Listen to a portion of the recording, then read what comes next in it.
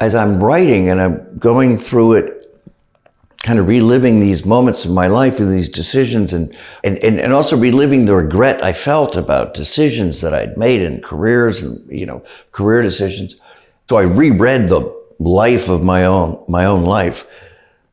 I had a completely different take. I went, I did all that? That's pretty cool.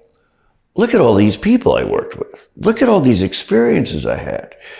I worked with some of the greatest filmmakers in the world and actors I worked with and as a director and all the places I've been all over the world. And that never would have happened if I was just singularly put all my eggs in the one basket of being an actor. And look how many actors who we thought were huge movie stars, who were movie stars at the time, and where are they now? And here I am still here. Filmmaker Magazine presents Back to One with Peter Rinaldi. Griffin Dunne is an actor. He sat down with me in New York City to talk about the work.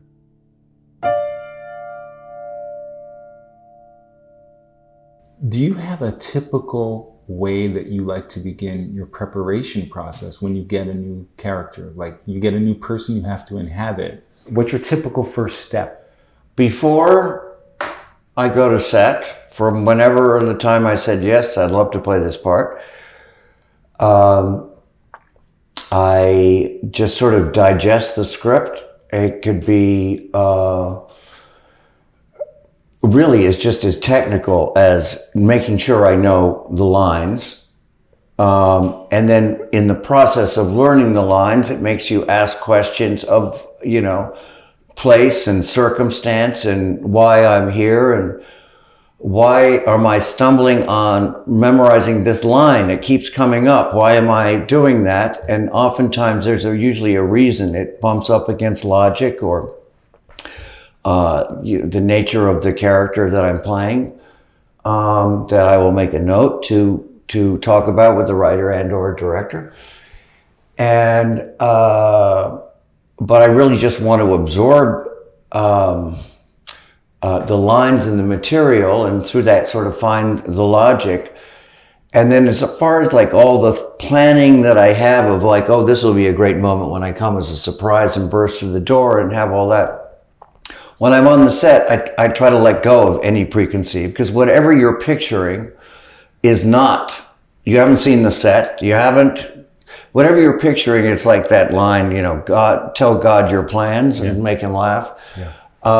So you can't get hung up on a piece of business or a reaction or an expression or something. So you kind of let all that go, but then you do have the infrastructure of the dialogue, so you don't have to add that to your process. Yeah. And then if you know that, and you leave yourself open, really the only thing you have to do is listen and be present and see what happens. And hopefully you're with a director who lets you do that and kind of give a window of like where you're going, rather than give you a talk before. Yes. Beforehand, that gets in your head with all the other stuff you're trying to let go of. Yes. And then you start from there. If that is a bad thing to get this paragraph from this director right before you're about to listen and be present, what is a good thing that a director can do for you in that moment? Do you know what I mean? Or do you need nothing from him or her? I like to see an expression of enthusiasm and a director who loves what he's doing and an excitement of like, bring it on. And so you're going to go over there and you're going to do, and this is the moment where you come and you explain the shot and then you sort of take it from there. I love direction. I love when, when someone is saying something I can, understand and relate to. I also love, my favorite direction is, love that, give me something else. It's and then it's like you're improvising, and it's like you're playing an instrument, you know. Yeah. And then you're doing all sorts of making choices that you don't even know are choices until they come out of your mouth. Yeah. What came first? This idea that knowing that you may have some actual talent, or knowing that you needed to go to school to do this thing that you like to do? What drew me to it was to be a fan, you know, to be a lover of movies.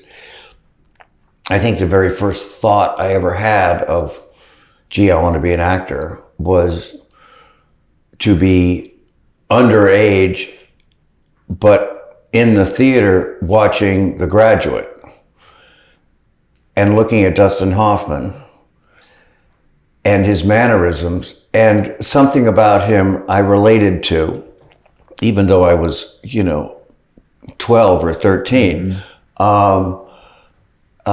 Just sort of, his nervousness, but also his looks. And I kind of felt like I shared a certain, skin tone and shortness.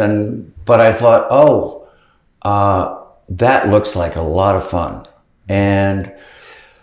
But I grew up in the business, or my parents were in the business, and all their friends were in the business. So really, when I became a teenager, and my job was to rebel and do anything but be in show business, which I found to be terribly phony. But then when I was in high school, resisting, having no intention of being in the business, head of the drama department, a teacher at the school, kind of insisted that I audition for a play called Zoo Story by Edward Albee. And that's all it took. And then I did that play, and then I went, I don't know. Then I let go of whatever I thought I was going to do, counter to show business. And really took to it. And then this very school I'm talking about, I got kicked out of the school, which I don't elect to continue high school, but decide to go to New York and become a theater actor. And I went to, I wanted to study at the neighborhood playhouse, which I had heard about, and the group theater came from, and Harold Clurman and all these incredible people came out of. But it was also because if I'm not going to go to finish high school, I got to go to school, and my parents won't pay, aren't going to give me allowance to live in New York. Yeah. So they paid for me to go to school, and I also learned a great deal about acting, of the very kind of fun attitude I was just talking about, and the play and the listening and being present. That's a Sanford Meisner ethic, that he teaches, that is different than, say, the Lee Strasberg kind of approach. So it was a great kind of training ground for me then. Yeah. But more importantly, I then went on and studied with Uta Hagen, who was a legendary teacher. But besides the learning of the acting, it's also the community. You meet other actors. Right. You hear about other jobs. If not an audition, you hear, oh, wow, there's an opening at the restaurant to where you need to be a waiter to, pay for your acting class. And, I find that a lot of the actors that I met when I first came to New York were all people that I would watch their careers advance or recede, or become friends that I'm friends with to this day. So it's whether you sort of believe in the, you have to learn acting through a class. It's more, you build a community, you build a support system, because it's very hard. Right. And what was your relationship to theater work at this time? Did you get the film acting bug and then decide to pursue that? Well, my last concession to my principals was, outside of never being in show business or never being, not wanting to be an actor, was now I'm only going to be a theater actor. Yes. I rarely I had a very slow beginning, but not outrageously slow compared to many actors. But my first years were spent more as a waiter or doing other jobs other than acting. But I was doing, I did do theater, I did do off-Broadway, but I quickly saw, having not worked and going through periods of time and waiting on tables and whatever, I'll take whatever job comes my way. I mean, then I'm looking at a soap opera and going, I wish I could get that job with the guy with the under 5 lines, and I'll do whatever it takes, because you want to, working is working. It's such a naive thought that you think, well, as if you're going to really turn down work when you're starting off. But everybody starts off with a certain delusional, pompous place. Yeah. I mean, the first thing you ever really got on film was Landis just giving you the role. You didn't even have to audition, right? I did not. That was perplexing to me. But was that, the question I really have about that is, once you're there, like the only thing he asked you is if you're claustrophobic, right? Yeah. And then once you're there though, on set, like with having not auditioned and never really doing a film, I think you did like one little thing maybe before that. Weren't you worried about like what you were going to be delivering to this role that no one had seen yet? Well, I mean, again, it all comes back to, the setting of the table that the director makes, Yeah. I don't even think we had rehearsal. But there was just something about Landis. And I had an immediate rapport with David Naughton. It never occurred to me to be nervous. I just was like, and by the way, that's not like every single job. I never get nervous. I'll get nervous when I see that the director is nervous. Yeah. I'll see when I think the director doesn't know what he's doing. Yeah. Or if there's an irritability to the director that has nothing to do with me. Yeah. That'll like throw me off my game. Yeah. And, it taps into that thing of an actor wanting to please. Mm-hmm. And then suddenly I've got a grouchy man or woman who I don't know if it has to do with me or not. Yeah. And then it throws off my energy.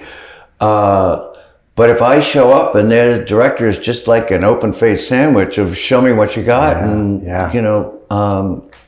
So anyway, that was like that first day on set, and it was, I never for once questioned anything I was doing. That's amazing.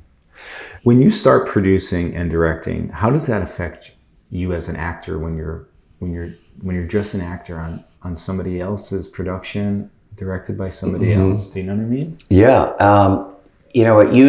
I became a producer out of necessity to get acting work. I never intended to be constantly going back and forth. And the movie that I produced with my partners, Mark Metcalf and Amy Robinson, who are also actors, and we gave ourselves parts in the movie. That small part started my acting career. Chilly Scenes of Winter. Chilly Scenes of Winter. Yes. And I had a very small part, but I got a very big laugh. And, but at that time, being an actor and a producer put a lot of people off, casting directors like, oh, you're not a serious person. Well, why don't we give this to somebody else because you're too important for acting. And so it was oddly alienating as opposed to being, like, wow, look how this guy takes the initiative. Yeah. And, it wasn't a compliment. So I kind of, dealt with that kind of odd frustration. Yeah.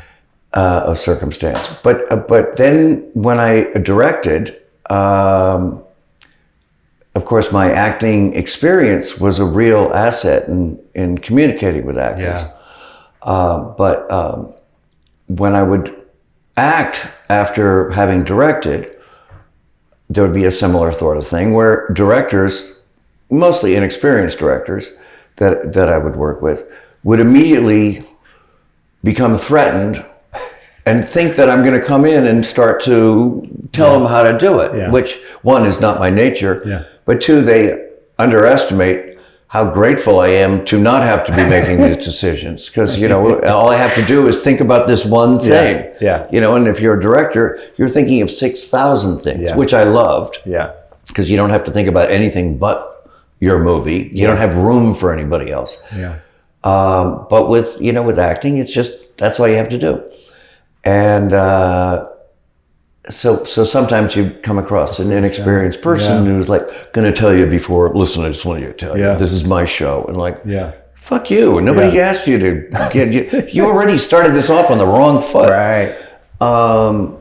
There must have been frustrations though, because you know what it's like to direct things. And if they're doing it in ways that you don't understand. Yeah, I've had that a couple of times, but I kind of let them sort of dig their own grave. Because it really, to be an I told you so guy, is quite annoying.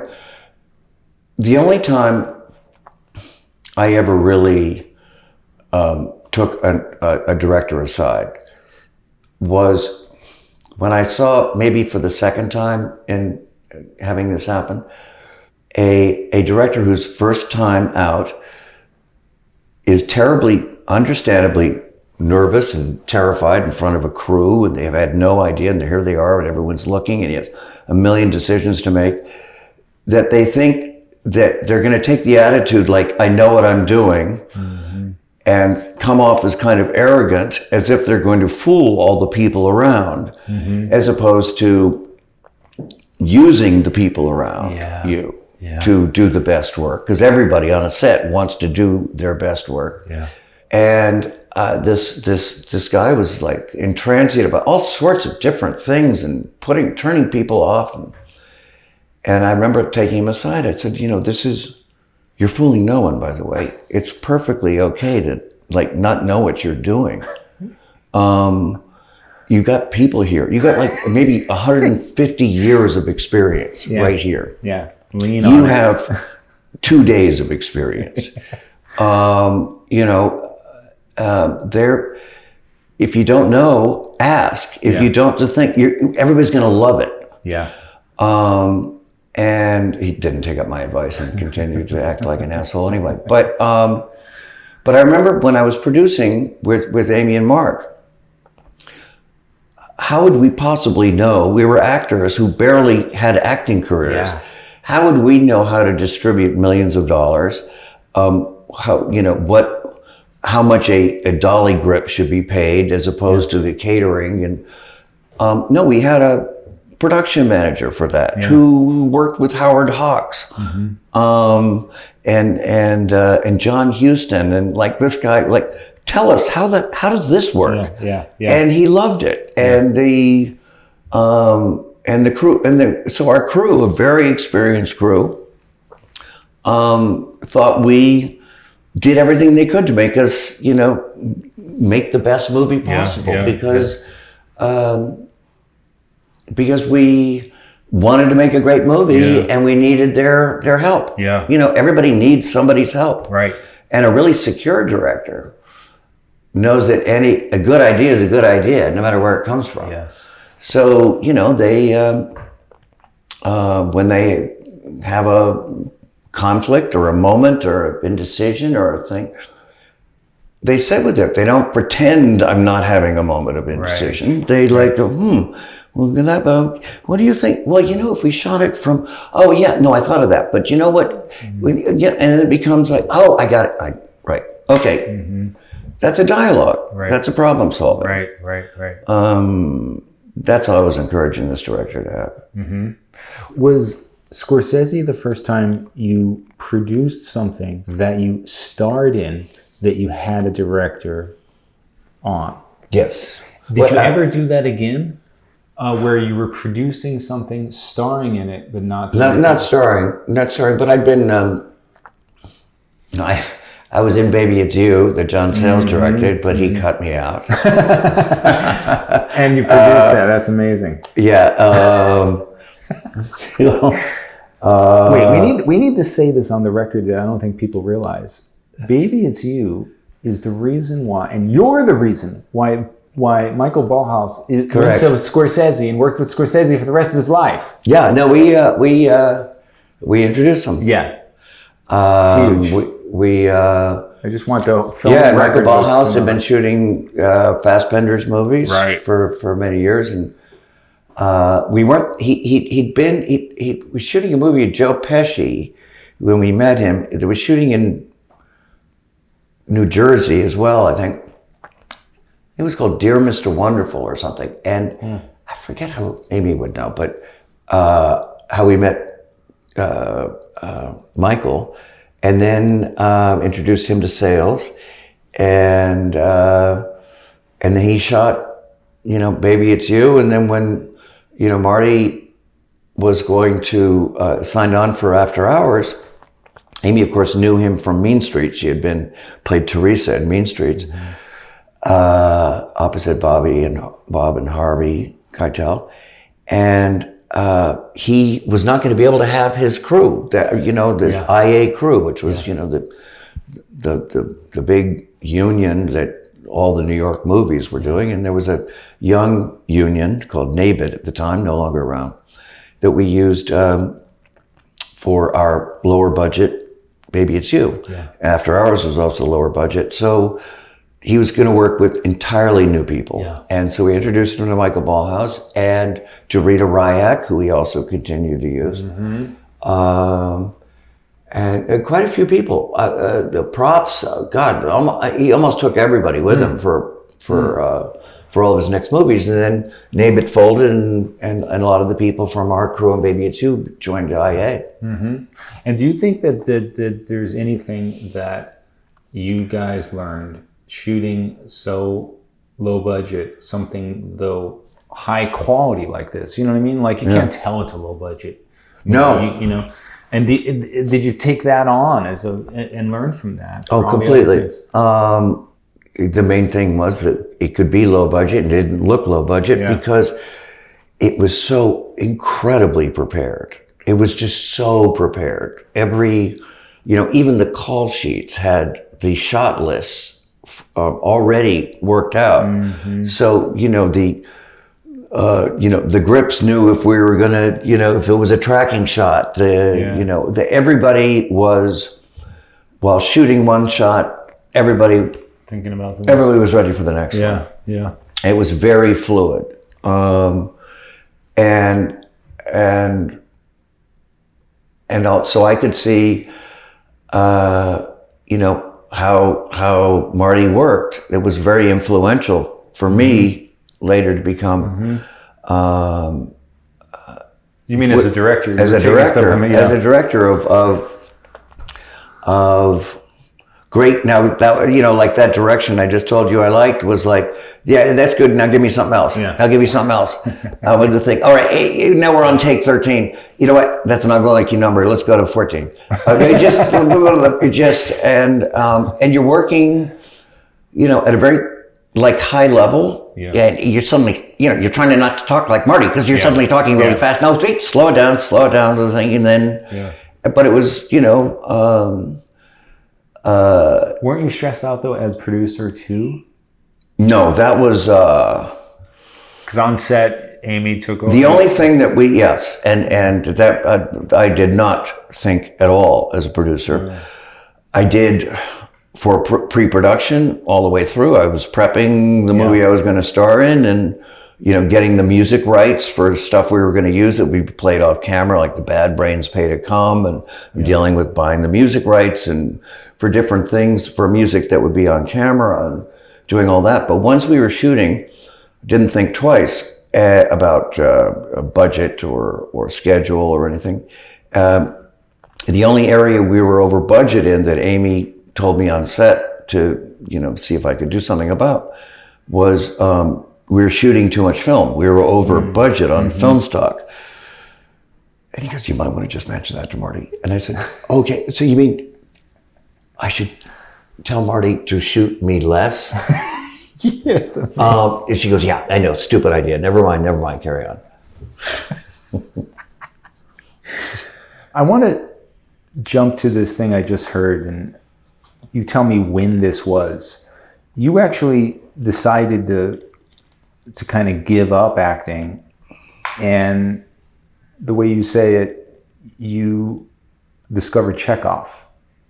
and it kind of brought you back into it, right? Yeah. When was that? Well, I can tell you, it's really, there was a period, it was about 10 years ago, 9 so years ago, and the year or two previous were fallow of work as an actor, as a director, producer, all the things that I had been quite busy at.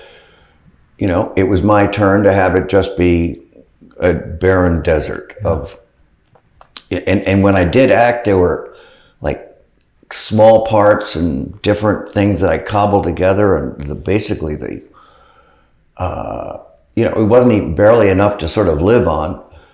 And I just thought, I just stopped. To keep my sanity, I just let go of acting. And you know, I concentrated on developing material as a producer.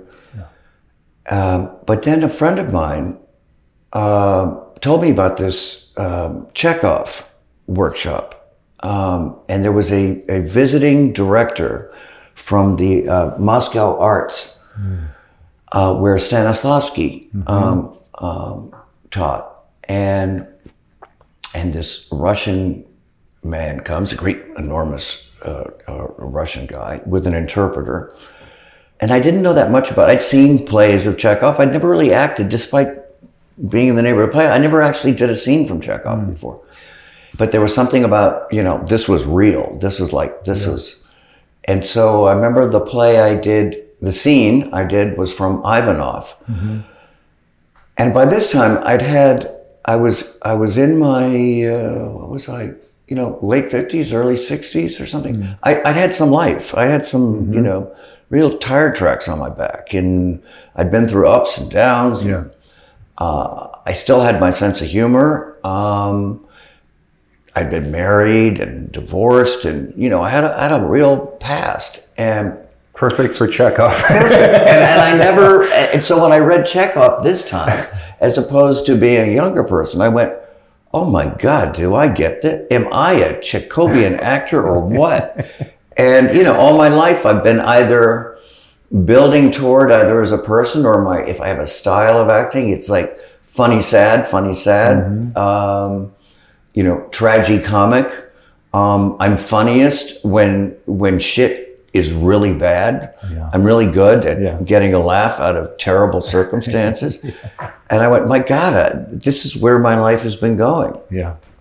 And then soon as I was in this class and getting notes from the great Russian director through an interpreter, and I got excited again. I mean, what had happened, it wasn't so much I quit acting, it's like I hated acting. I hated showing up on somebody else's set of a series that had been going on for years, and I'm the guest guy, and they've got all their world totally separate from mine, and I'm in and then I'm out, and this transient kind of lifestyle.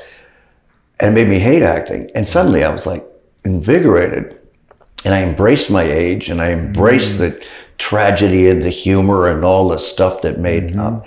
And I must have put out some weird sort of psychic vibe, because shortly after I get a phone call and to play this part in This Is Us. And I read the part, and the guy is actually a little older than me, but he's funny, but he's suicidal. He's a drunk, but he's, you know, trying to be sober. He's, you know, isolated, but he wants family. And I went, this guy's out of Chekhov. And then I was like, it's when I started to like embrace, I'm this guy, I'm this age. I've lived this life, as opposed to, I wish I came off younger, or I'm not going to play the part where I get the girl anymore, or, you know, all that other vanity stuff. Right. Is there any part of you that actually believes mystically that you opened up something there for the universe? I mean, you know what I mean? It's silly to even ask. I know. I do believe it. I wouldn't rely on it. Yeah. But I do. so many things have happened in my life that are just eerie of timing, of coincidence, of overlap. Sometimes small world coincidence, all that. Sometimes it's exhausting. It happens so often. I was like, enough already with it. And you know, people who know me go, do you know how often this stuff happens to you? I went, yes, I'm well aware. But I do think that, you know, somehow, if you think about something a lot, if it's in your orbit, I think you do attract certain things. It's just that some people don't realize that it's hovering right in front of their eyes, but they're looking past it or in front of it, but they don't actually see it, just hovering like, it's right in front, just taking it. You know, I might have been taking getting really into Chekhov, and then a call comes from This Is Us or something, and I go, oh, I don't really watch that show, or I wouldn't, I don't know, I would have like sort of, you know, looked at it from a different lens, and not taken advantage of something. When it was really, you know, I worked with wonderful actors, and it was very good material, but it also, more importantly, it just got me excited again. You know, excited about work and going to work, and so, you know, it was that was a nice thing that just fell out of the sky. But did it fall out of the sky, or did I sort of conjure it? Exactly. I have to tell you that I love this movie, Ex-Husbands. Oh, I'm so glad. I really love, and you know, you don't know the level of snobbery that I am at. But this is, and I want to know how something like this comes to you now, because this feels like a miracle movie right now. It's going to be more and more like a miracle movie as the years go on, when these bullshit movies become more and more of a thing. We don't have any adult movies. I mean, this is a true adult movie, and you know, it's, as a 50-year-old man, I just have to say, just seeing a movie about a guy just walking around. Like, I love just seeing you walk around, and just like, and you can see the kind of like sadness / hope or something. I don't know. It's in you, just walking around. And the thing takes its time.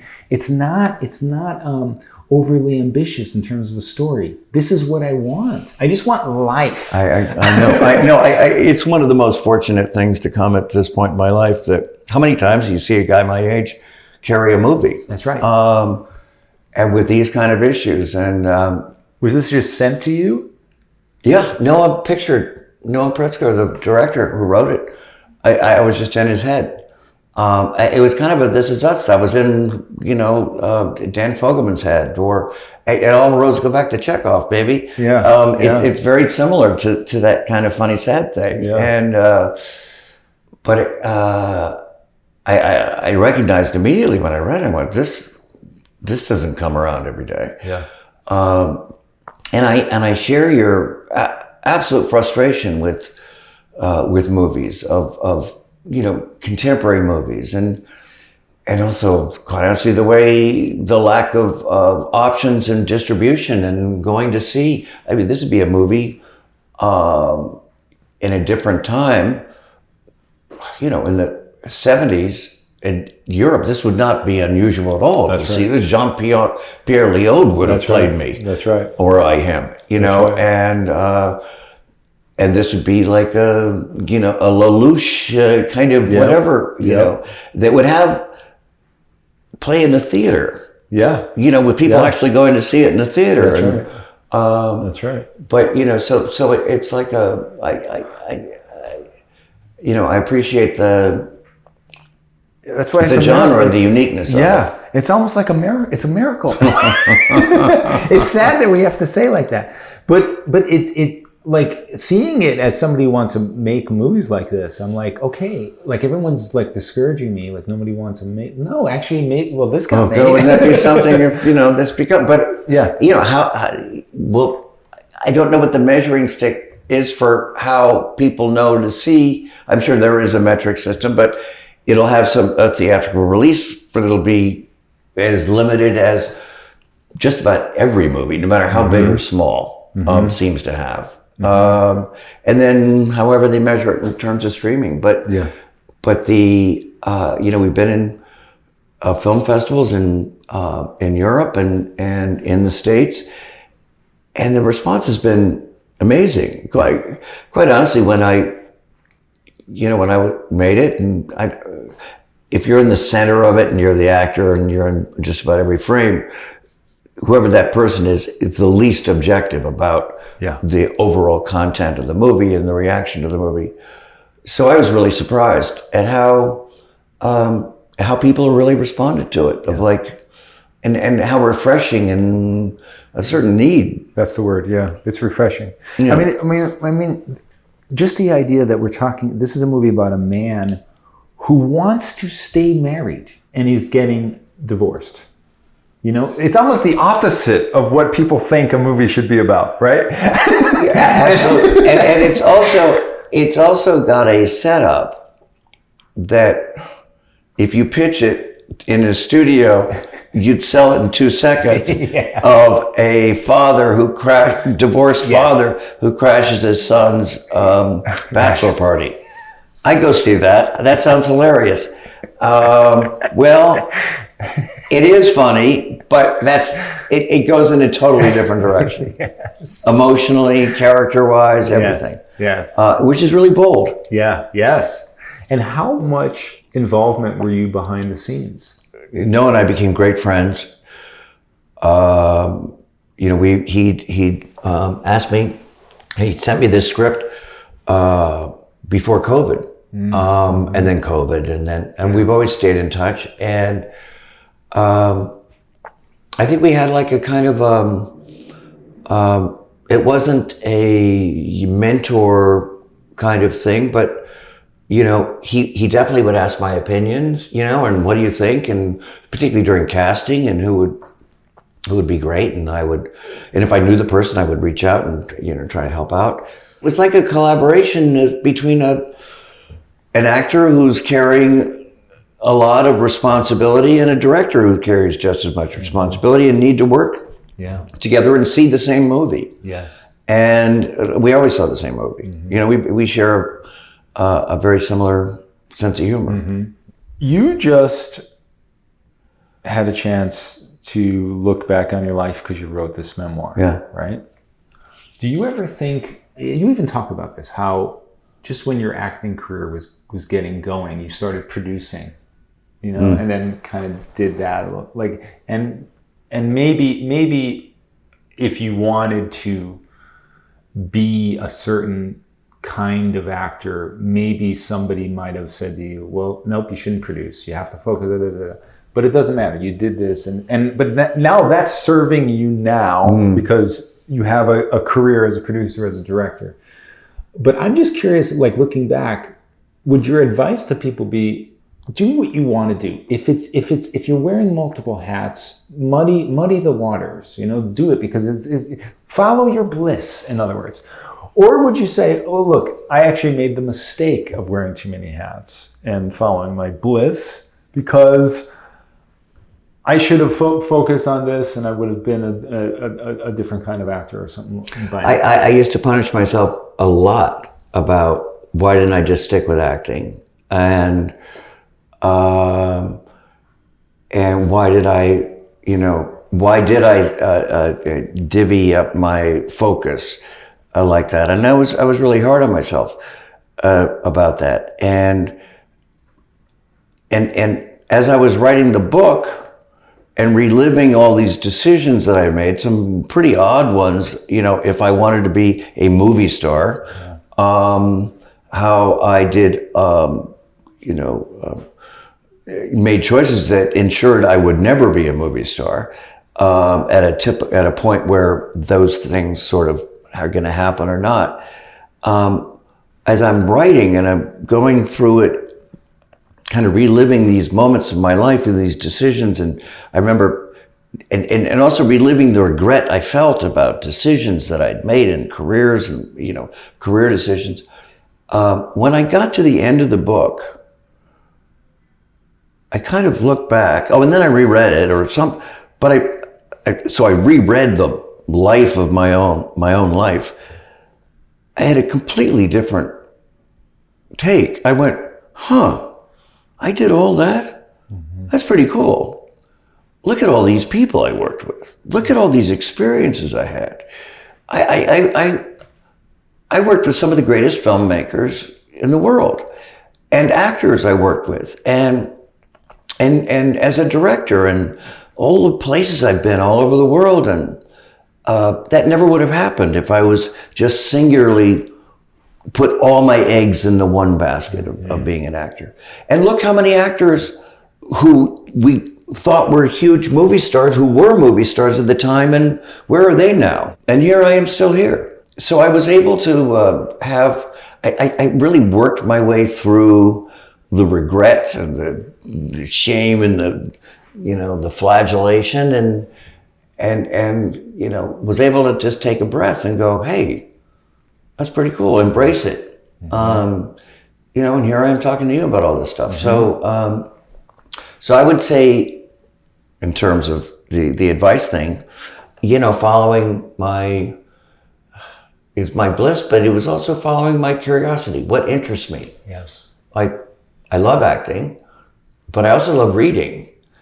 And I love when I come across a story and go, oh, that would make a great movie. Mm-hmm. Like, why don't I use that muscle? Mm-hmm. And even though I'm not going to be in the movie that's based on the story that I love, that I optioned, Sidney Lumet would be a great director for that. Yeah. I have access to that. Why not use it? Right. So, all that regret was, you could say it was a waste of time, but it was also a growing experience. Yeah. And this is a good outcome for writing a book, right? Isn't it nice to have that be the thing that comes out of? Absolutely. I think I might still be kicking myself. I haven't written the damn